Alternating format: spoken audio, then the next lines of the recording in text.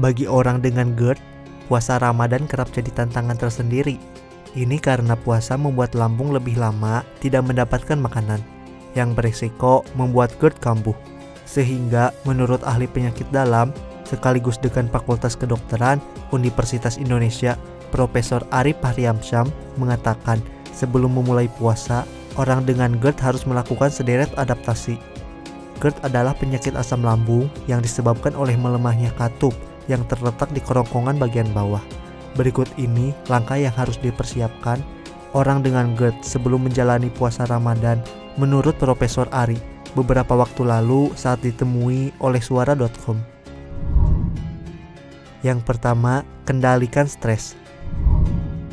Selama 2 tahun ke belakang, khususnya selama pandemi, Profesor Ari menemukan peningkatan kasus GERD yang disebabkan karena stres dan cemas. Sehingga melalui ibadah puasa, semakin banyak orang bisa menata kembali pikirannya agar tidak stres dan penyakit asam lambung menjadi terkendali.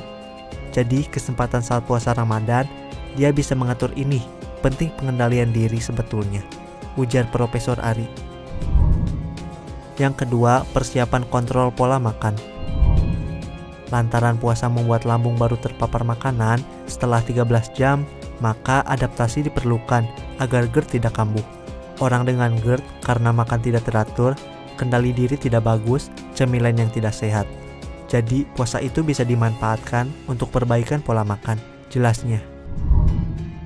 Yang ketiga, lakukan kontrol ke dokter. Profesor Ari mengakui bahwa tidak mudah bagi pasien GERD beradaptasi dengan pola makan dalam 13 jam, sehingga ia perlu lakukan kontrol ke dokter. Biasanya, dokter akan memberikan obat untuk dikonsumsi di minggu pertama Ramadan, agar bisa mampu beradaptasi saat puasa. Biasanya, saya anjurkan itu, minggu pertama konsumsi obat pereda asam lambung.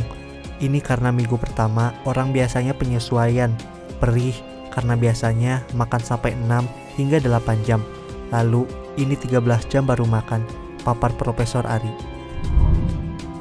Yang keempat, hindari makan pemicu saat buka puasa.